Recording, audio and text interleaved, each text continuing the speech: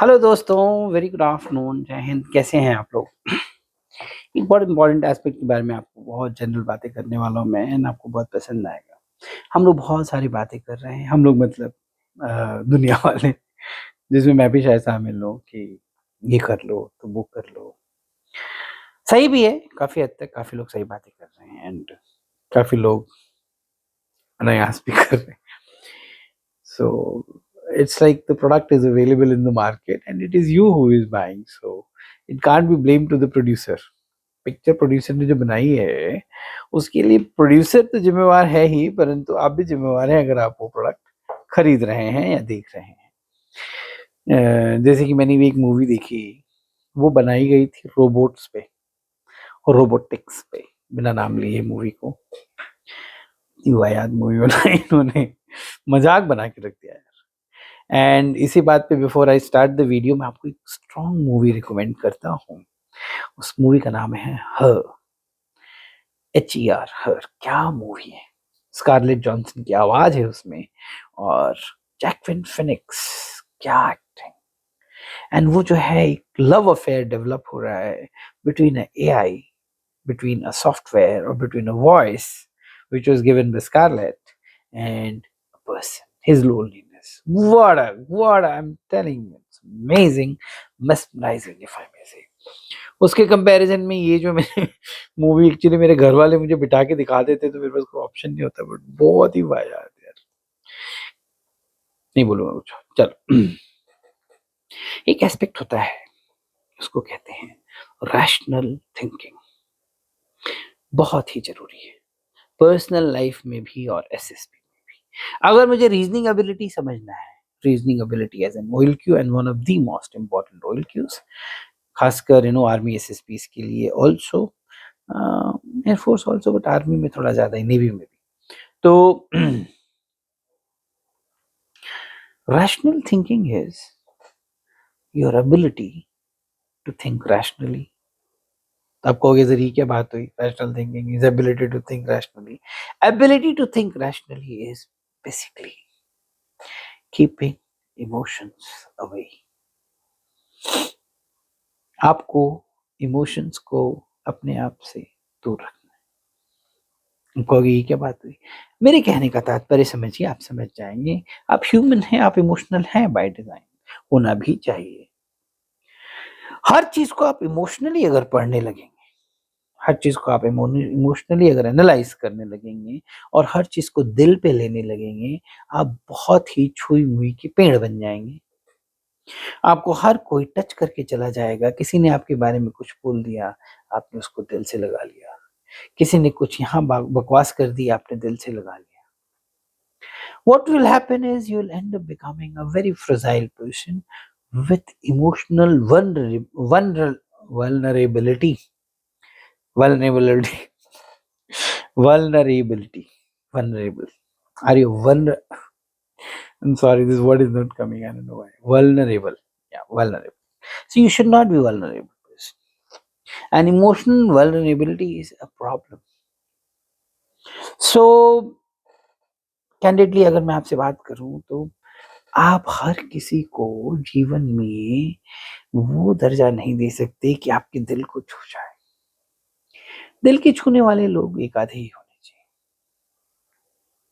अगर एक है तो बहुत अच्छा है, दो भी हो सकते हैं।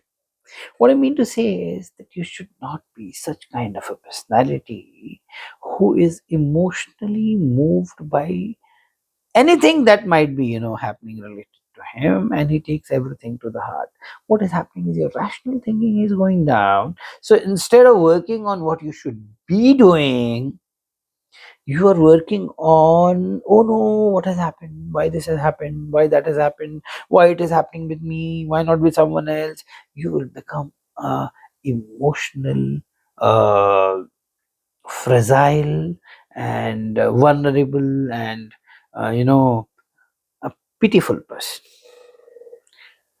So do not be a emotionally driven person.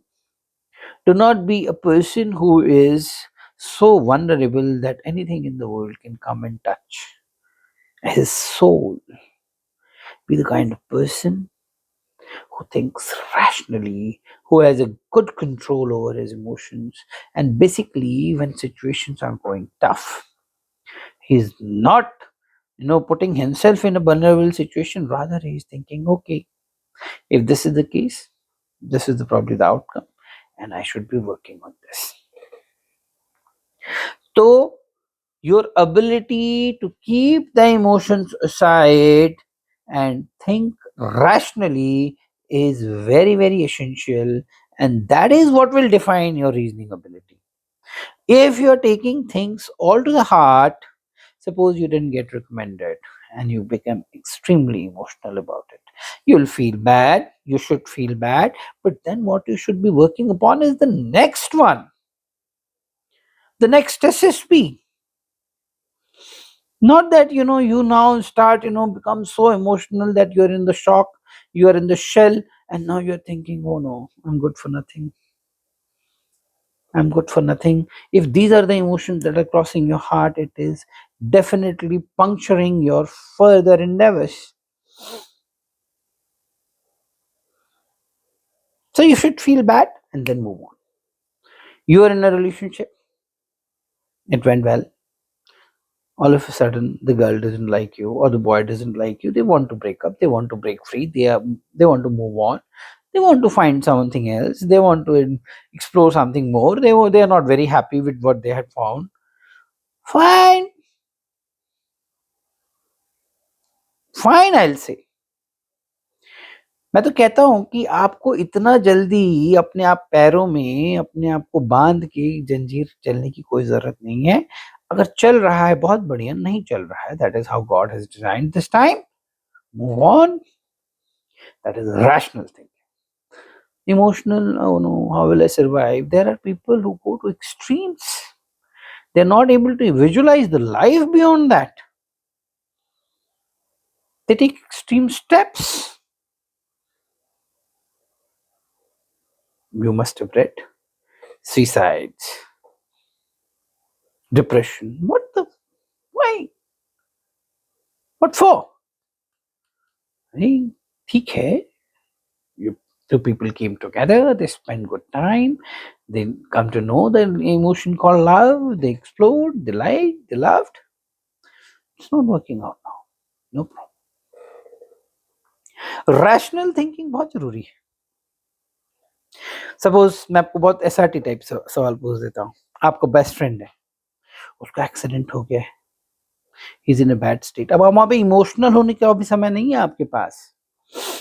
आपने उस पे अभी रैशनल प्रैक्टिकल क्या करना है, क्या चोट लगी है, कहाँ लगी है, क्या करना है, सीपीआर देना है, ब्लड को रोकना है, जल्दी से एम्बुलेंस को बुलाना है, जल्दी से उसको लेके भागना है, उसकी जान बचानी है, उसके लिए रोना है.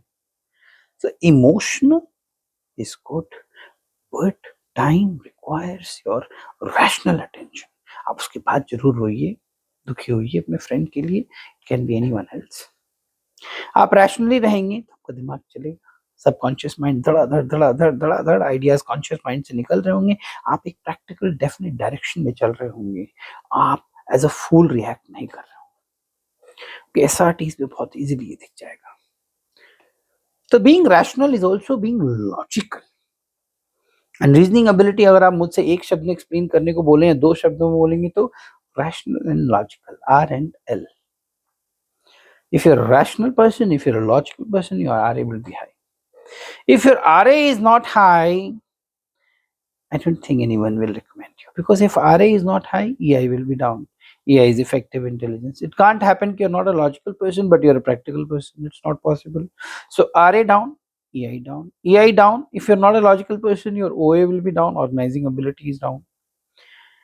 पूरा एक फैक्टर ही चला जाएगा. एक फैक्टर जाने के बाद रिकमेंड होना मुश्किल है.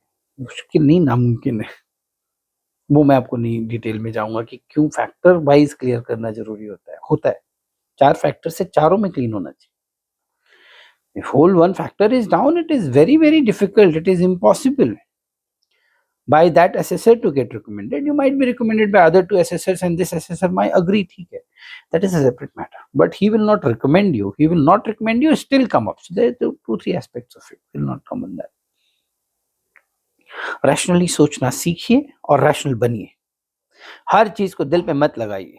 कोई आपका फ्रेंड सर्कल में बंदे ने बोल दिया, यार तेरी तेरी तो हाइट छोटी है, तेरी तो हाइट लंबी है, तेरी तो नाक टेढ़ी, तू कैसे फौज में जाएगा? आपने दिल में लगा लिया। दिल में नहीं लगाना है, हाथ पे।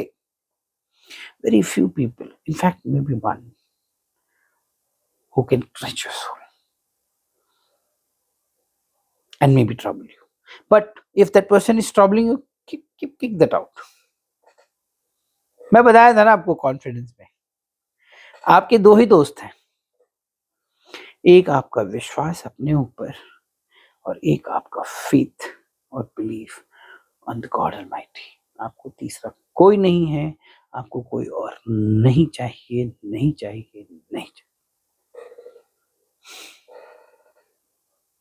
अगर आप इस चीज को समझ जाएंगे, I think you will understand the essence of what I am talking.